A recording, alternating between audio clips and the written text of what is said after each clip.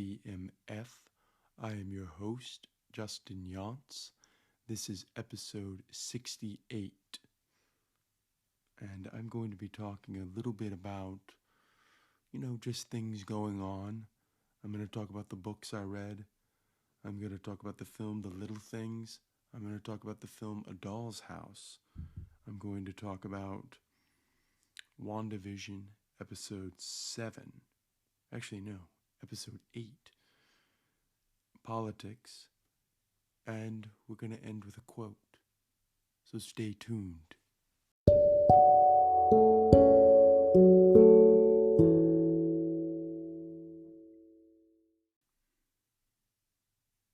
Well, I hope everyone's having a wonderful week. I know I have. Well, trying to. But let's talk about some good news I found out. This relates to film and Marvel. I found out that Spider-Man, the third Spider-Man, is coming to movie theaters this Christmas. So they kind of sped that release up. I thought we were going to get that film next year, but now we're going to see it on Christmas Day. And we also got the full title.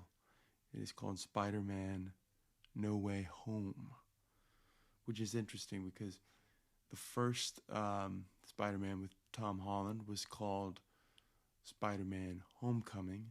Then we had Spider-Man Far From Home, and now we are Spider-Man No Way Home, which, I don't know, it gives me a clue that we're going into the multiverse, which would be really cool. So I'm excited about that. I think we're still getting the Eternals. The director came out and said that this is a big risk for Marvel because it's very different. But I think it's going to pay off well. They've got a lot of star power in that film. It will be different. We still haven't gotten a trailer for that. I would like to see at least a trailer. And it looks like we're probably going to get Black Widow in the movie theater. I think they're going to use Black Widow as one of the ways to lure people back into the movie theater. So that should be interesting, to say the least. So I'm excited. More Marvel. And good Marvel. I mean, all the Spider-Man movies with Tom Holland have been really good, so I'm excited to see. I'm just kind of excited to see where they go here. We're supposed to get origins of a new big bad. There's been reportings of Alfred Molina there, so I don't know. It should be really interesting to see. I'm excited. I thought we were gonna have to wait to see this film, so that's about nothing else has really been going on. But so let's talk about some of the books that I read. Now, I read a lot of books this week. I read 3. I read The Outsiders by S.E. Hinton, and I'm sure most of you are familiar with The Outsiders. It's really, interesting story about a greaser and, kind of getting framed and going on this journey. This great film also by Francis Ford Coppola, and it's one of the first films of Tom Cruise. And it has Patrick Swayze and a lot of people in it. I recommend watching that film, but the book is really good. It's one of the best young adult books you'll find. Then I read Oliver Twist by Charles Dickens. What more can be said about that? I mean, you're seeing a little orphan boy kind of go through the ringer here until finally, he finds some peace at the end. It's a really cute, heartwarming story. It gives you a lot of empathy for the poor, especially orphans, especially, a little boy like that, having to go through with that. I mean, it made me cry. So it's a really good book. And then I end with I read The Lord of the Flies by William Golding. And I had never read this before. Well, I kind of had, but wow. I was just taken back by just how visceral it was. Especially for a book that's usually, looked at as like a young adult book. But it's really powerful, and it really shows what can happen with, laws and rules. Alexa, stop.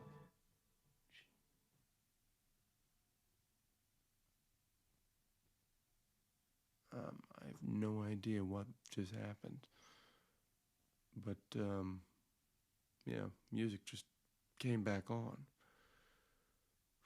Ooh, that kind of scared me there. That was. I might leave this in because it's kind of funny. Normally I take this out, but I think I'm going to leave that in. So I was talking about the Lord of the Flies, so. But yeah, I was taken back by just how visceral it was, and just how real, and how, just. I mean, the ending, wow.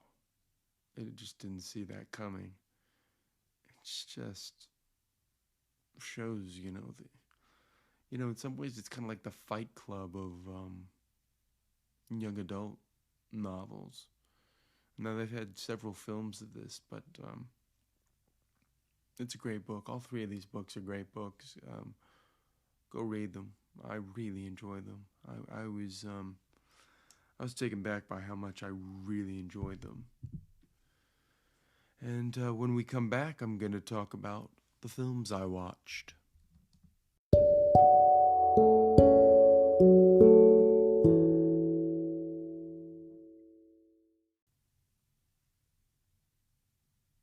So let's start with the little things.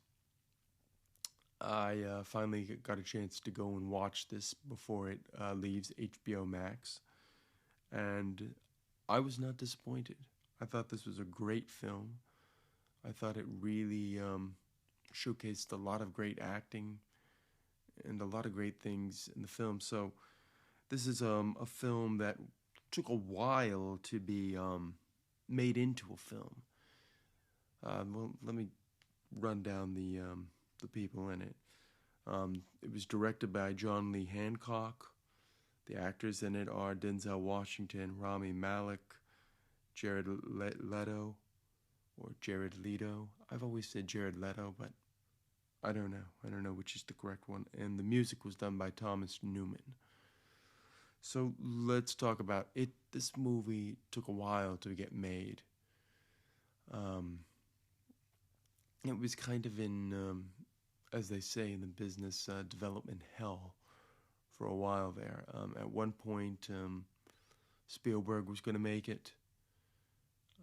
They went through multiple actors, and then finally they decided to make this film.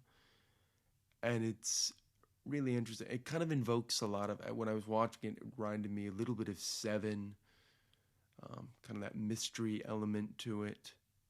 It kind of felt like they were trying to add a lot of David Fincher elements, along with, I don't know, it had a little bit of LA Confidential to me as well.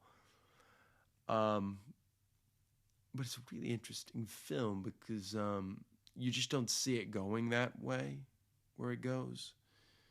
I mean, it's basically Denzel Washington is like a former cop, and he teams up with Rami Malek, who is a detective, and they're trying to solve a murder, and they don't know who the murderer is, and like their number one suspect ends up being Jared Leto. And it really goes into the question of, do the cops have the right to do this? Are they taking advantage of this? Are they just, trying to get a warrant for, things like that? Denzel is wonderful in it. Rami Malek shows, more of his range. If you've never seen him, he did Mr. Robot, and he also won an Oscar for the Queen movie playing Freddie Mercury, which the name escapes me, which will happen when you're Bohemian Rhapsody. There you go. It escapes me and then it comes up. But I really enjoyed this film with just how, I don't know, they just took everything seriously. It's filmed really well. A lot of great cinematography in there. A lot of great colors. I'm always a big color person, so when I see different colors and stuff, a lot of greens. Denzel's great in this. Jared Leto's great in it. Really brings an interesting performance to it. Some of the smaller roles are really good. I really don't want to get into spoilers on here. Because the spoilers, I feel like, well, I think I am going to get into spoilers. So let me talk a little bit about the music. Now, the music is done by Thomas Newman. Now, Thomas Newman has done, he did American Beauty. He came up with that sound, and he invokes a lot of that sound in this film. I just found what he did to be really interesting. It's not a score that's going to hit you over the head, but if you're somebody who enjoys scores and you're listening, you'll notice it. And it's, really, it brings that haunting beauty to it, which I think when you think of Thomas Newman, that's what he kind of brings to it. I mean, he did Skyfall as well, and Spectre, and he has that, interesting, it's subtle, but then it's haunting at the same time. It's hard to really explain Thomas Newman's work, but it's interesting stuff. Really interesting stuff. I'm very like that. So I'm going to talk about spoilers. I'm going to give you 10 seconds, and I'm warning you, don't, skip over. Skip over a minute or so. I have the timestamp on the video so that you know exactly where spoilers are, because I do want to talk about spoilers here. And that is the birds waking up. I don't think I can do anything about that. So here we go.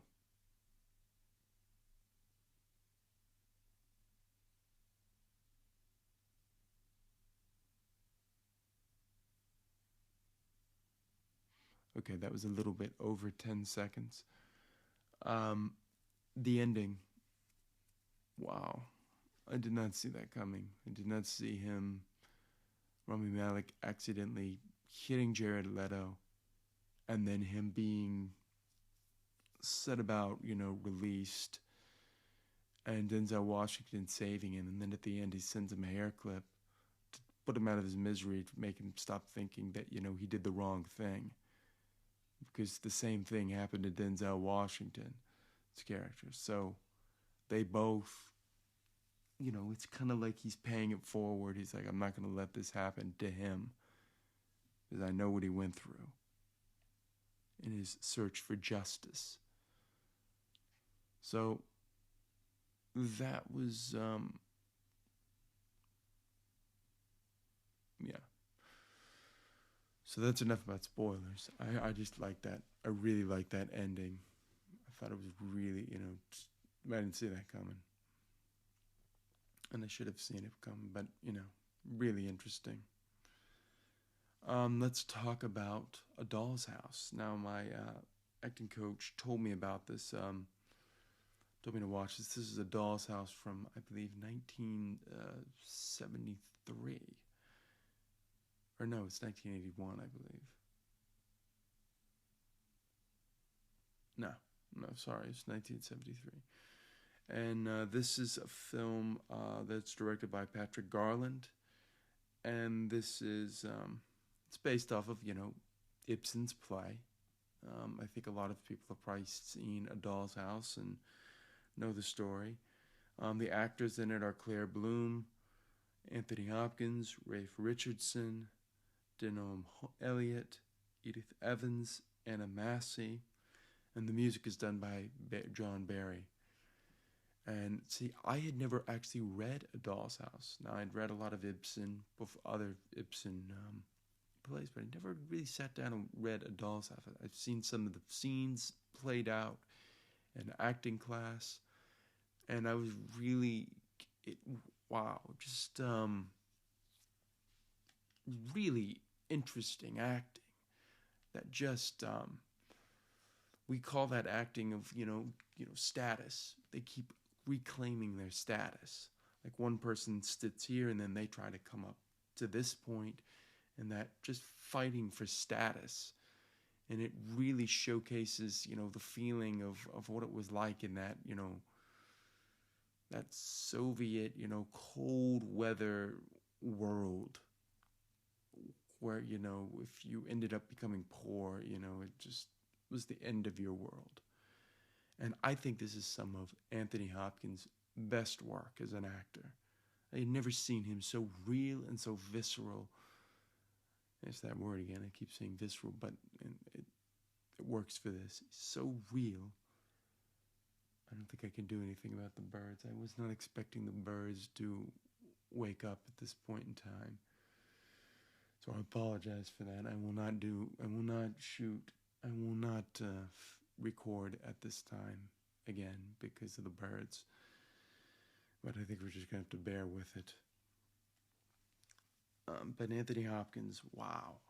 Rafe Richardson, wow. Claire Bloom, wow. I mean, a lot of people think of Anthony Hopkins' greatest role as Hannibal Lecter. I think this is his greatest role in playing Torville. I mean, he has scenes in there. We are just taken back and like, oh, wow. I really felt that. And it's just a haunting portrayal of, of a play. And that ending, wow. Whew. So I got to watch it like it was a brand new film.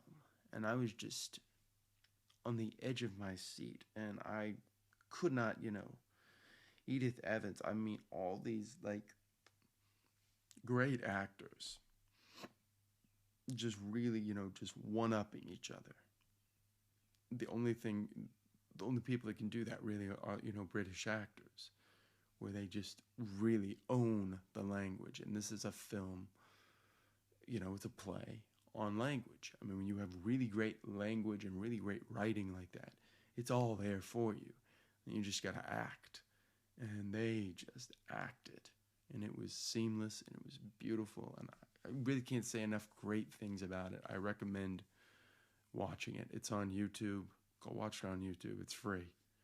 I watched it. It was great. Now I have YouTube Premium, so I didn't have to watch with commercials, but watch this. Really good film. The music, John Barry. Wow. Great.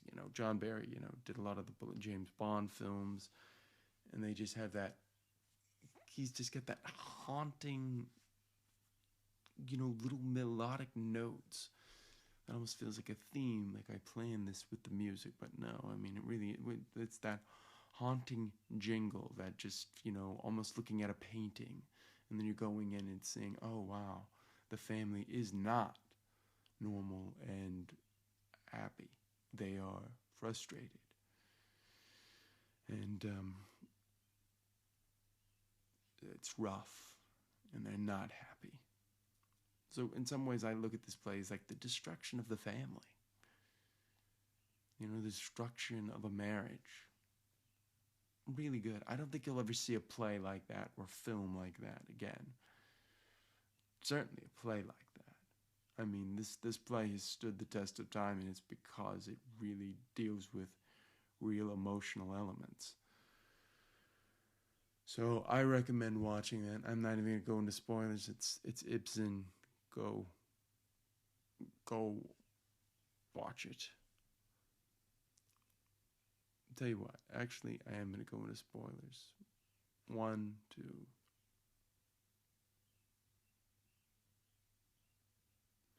Okay, you've been warned. I can't do anything about the birds, and it's so frustrating me right now. Oh, hopefully, the birds won't come in on the thing, but they're pretty loud, and I don't think I can do anything about it. It's It's upsetting.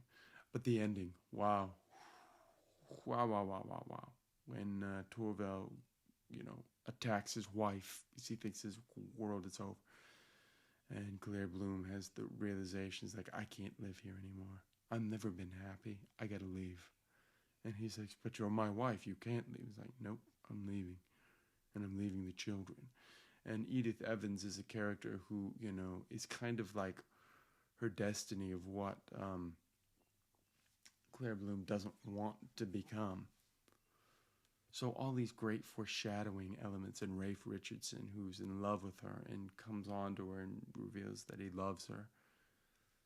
Such great scenes.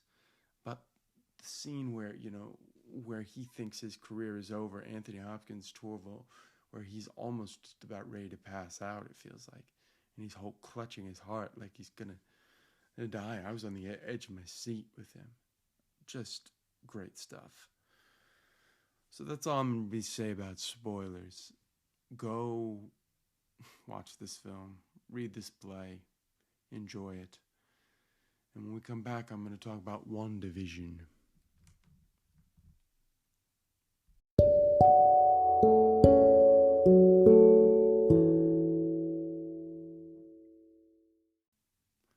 WandaVision, episode 8. Only one more episode. Wow, this was the longest episode. It's 45 minutes. Great episode. Really sets a lot of things in motions and reveals things that you've been waiting to find out about.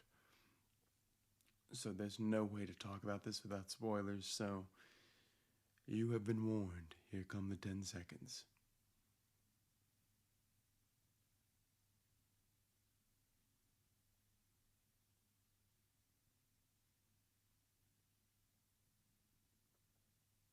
Okay, that was a little over 10 seconds. Yes, wow. So we got our first acknowledgement of the Scarlet Witch. Now, it takes place at the very beginning with Agatha being kind of put to death at the gallows in the Salem witch trials, and she ends up killing them all, and then taking the mother's pendant, and we find that that's how. And then the next thing, we're back to her trapping Wanda, and she's got Wanda like under a spell, and she takes her through her history. So we see why Wanda's so attached to sitcoms. Her parents died while she was watching the Dick Van Dyke Show. Her parents were murdered, and they were trapped in the rubble, her and her brother, for 2 days. I mean, it's frustrating to me when I see these, the end of the Soviet Union. I think of, we could have done more than just let it, plunge into chaos, which it looks like happened. So it's very sad, haunting realization there. And then we see her, volunteering for Hydra, and she's supposed to, she's going to touch the staff, the Mind Stone staff, from the Avengers film. And she walks in. Instead of killing her, it amplified her power, and we see a figure in that. Now, we don't know. That could be the Scarlet Witch. It could be Mephisto. It could be a lot of things. But that gave her, amplified her powers. And then we see her, watching, TV. And then we see her going into, the first time she was with Vision. Her brother was dead. She said she had nobody. She was in a strange land. And she's watching Malcolm in the Middle. And it's the episode where Bryan Cranston's trying to build a deck, and the deck just falls on him. And Vision's watching it, and he goes, "Is it funny because he's in pain?" And she's like, "No, he's not really hurt. It's not that kind of show." And we see them having a moment together. And if you remember, Vision is the one who rescued Wanda in Age of Ultron when she was just going to die. So he's always loved her in some ways. And we see that kind of blossoming there. And then we see her going to the compound. She wants to bury Vision's body, and she sees Vision's body being torn up and sword. And she goes over to him, and she's like, "I can't feel you." Which, if you remember, at the end of Infinity War, she's like, he goes, "I can only feel you." And here she's coming, the heartbreaking realization she can't feel him. And then she drives off to Westview, New Jersey, and we see a broken town, on the brink of collapse. And we see the house that they were going to build, the plot of land, and it says to grow old together. And I just broke down crying. It was so sad, realizing that that's what it was. And in that moment, in her grief, she created everything. And she does, she created her Dick Van Dyke world as she became, him. And she recreated Vision's body. So she never actually took Vision's body. That's just her projection of Vision. And we see that. And then Agatha's in the audience, and she's clapping. And she goes out, and we see her and all her witch regalia, and she's got the children with her dark magic. And she says, "Do you even know who you are? Your chaotic magic." And then she says, the last thing she says, "You're the Scarlet Witch." And we end, and I was like, wow. First time we've heard Wanda, being called the Scarlet Witch, which we all knew she was the Scarlet Witch, but this is her finding out she's the Scarlet Witch, the first utterance of that phrase. And then we got the other cliffhanger, that the Hayworth took the body and recreated Vision. So we've got, some say the Ultron Avengers, the Ultron Vision, as they took some of the power that was WandaVision shot at them, and they used it to amplify the old Vision.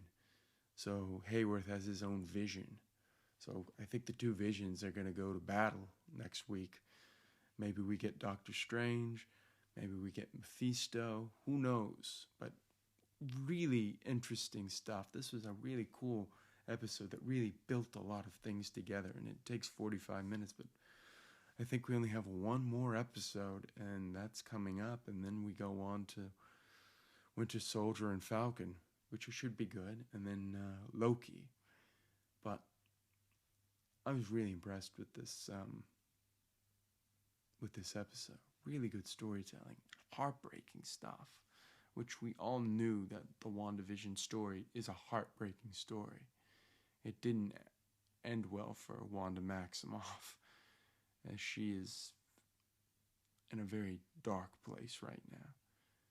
But we found out she's the Scarlet Witch, so I just thought this was a great episode. A lot of cool visuals, a lot of cool things happening here and there. So when we come back, I'm going to talk about politics.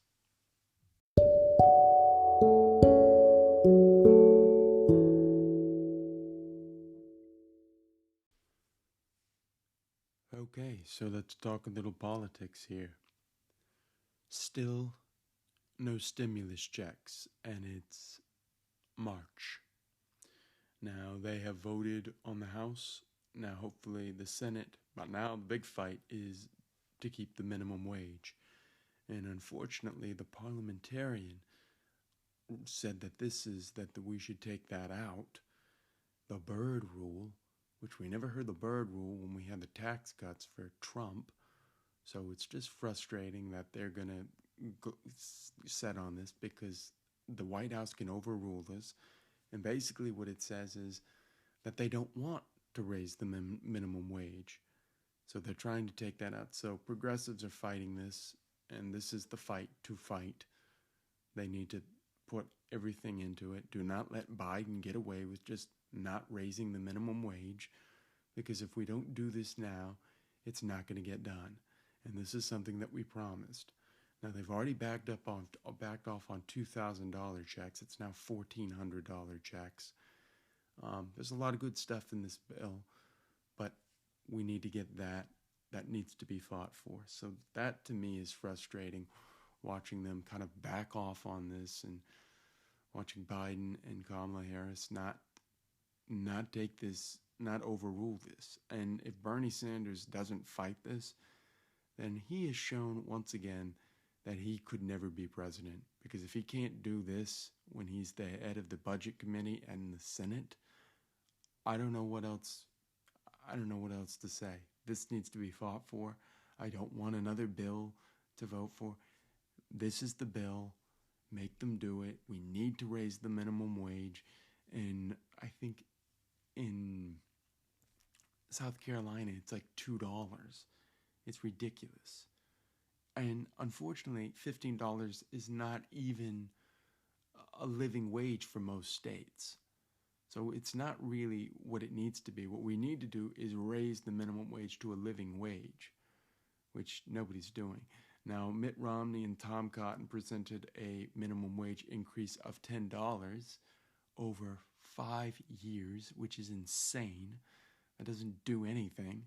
We should just raise the minimum wage now.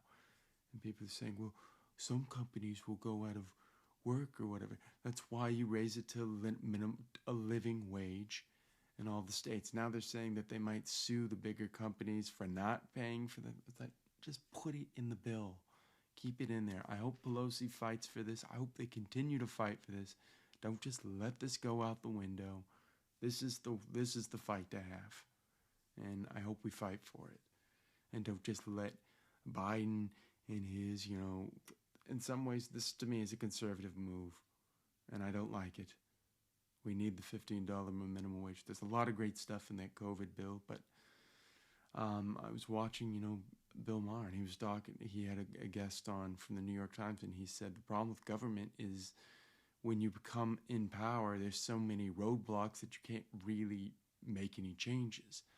And I think that's kind of what we're seeing here.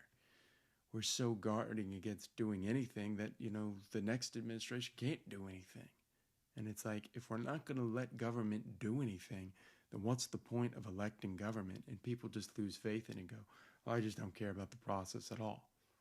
So this is the fight to have. I hope my progressive friends and people fight for this because we need the minimum wage and get the stimulus checks out. That needs to happen this month, not next month, this month. People needed that money now. There's a lot of people like Cori Bush and Rohan who are fighting for that, AOC. We got to fight for this because they're not going to they're just going to try and, roll this over the rug. And it's like, no, this needs to happen now. And you need to do the minimum wage. You need to put it in that bill and make Republicans vote against it and say to people, we're not going to do it. And why? Oh, we don't know. So it just frustrates me watching this fight.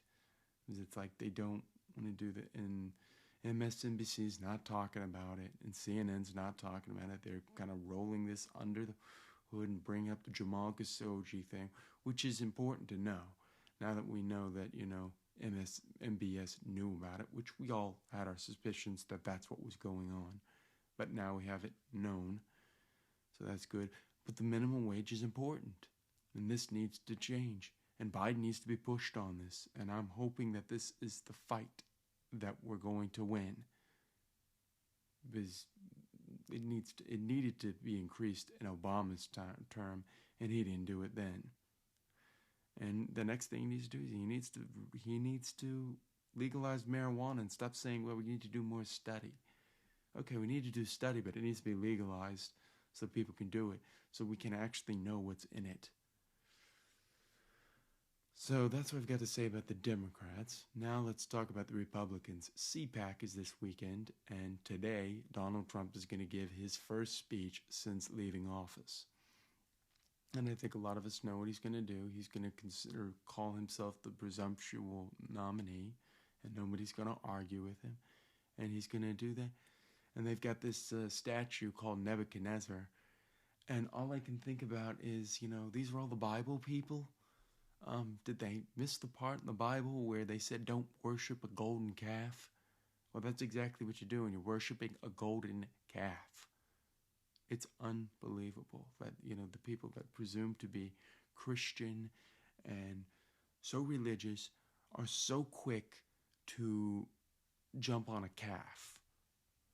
You know, it never amazes me that, most of my friends, who are anti-abortion, you find out those are the people that actually had an abortion.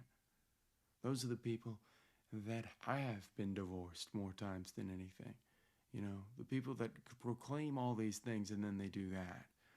So it's very hypocritical of that. But, if you're a big Trump fan, I'm sure he's going to come in there and he's going to be fire and brimstone and he's going to be yelling at the Democrats and he's going to be upset because, oh yeah, let's talk about that.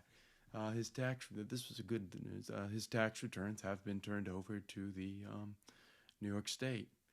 The Supreme Court did not rule in his favor, so I'm sure Donald Trump feels like they've betrayed him and that his Supreme Court left him, and I'm sure he's going to talk about that. But you know what? If you have nothing to hide, then you have nothing to hide. But we all know he has tons of stuff to hide, so maybe he'll go to jail and we won't ever have to see him again. But he's going to be making noise. Now, he doesn't have Twitter, so we don't have that instant thing, but, he's going to be giving his giant speech at the CPAC, and we had Josh Hawley and Ted Cruz and all those guys give that. And then Mitch McConnell this week said that he would vote for Trump if he was the nominee. I mean, these people are just scandalous. They have no backbone.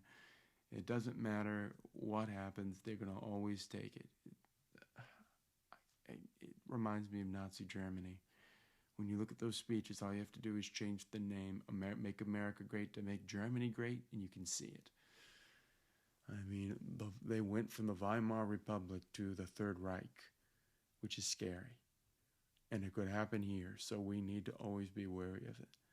He may be down, but he's not out. And we needed to make it so he could never run for office again. But, I don't know, that's not going to happen, I guess. So he's going to be giving his speech. Should be interesting what he says. I'm sure he's going to attack everybody that, wasn't loyal. Mitch McConnell and Nikki Haley. He's going to all attack those people. So, yeah, that's what's going on there. And the Republicans don't want the Democrats to do anything. So they're dragging their feet on that. And it's just upsetting because government needs to be a thing where it helps people. And I say that every week, but I'm going to say it again. Government is supposed to help people. Also, we saw this week that there are people out there that actually believe that the snow in Texas was fake snow and government snow. I saw one woman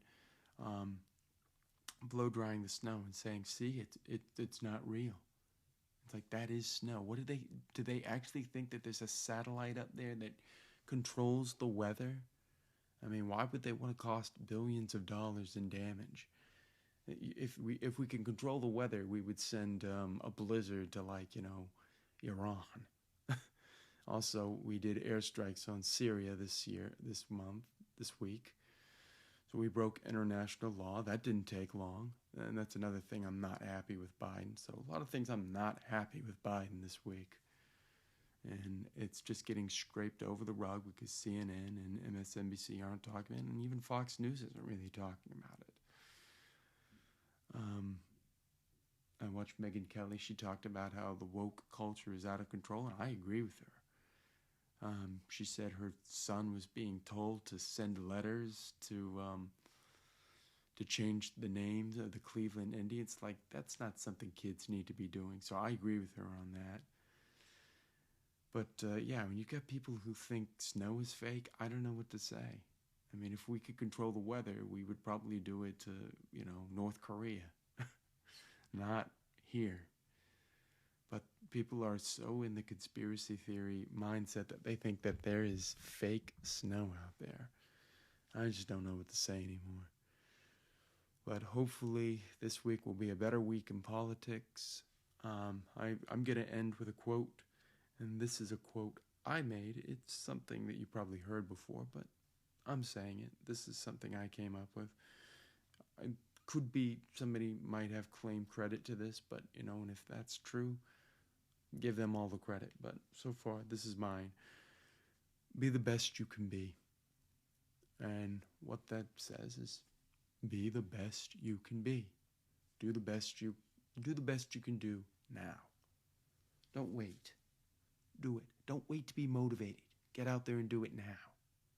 If you start doing it now, you'll get motivated, because you'll be motivated because you are doing it. Use the motivation of doing it to motivate you to continue doing it. And that's what I got to say. Also, I took a course with Dr. Michael Bruce on Mind Valley. Find that, do that. It changed my sleep. I can't believe how good my sleep is now. And with that, I think we're going to call that an end to this episode. I want to thank you for listening. As always, you can reach me at my handle at Justin Yance. And I will see you next time on the DMF.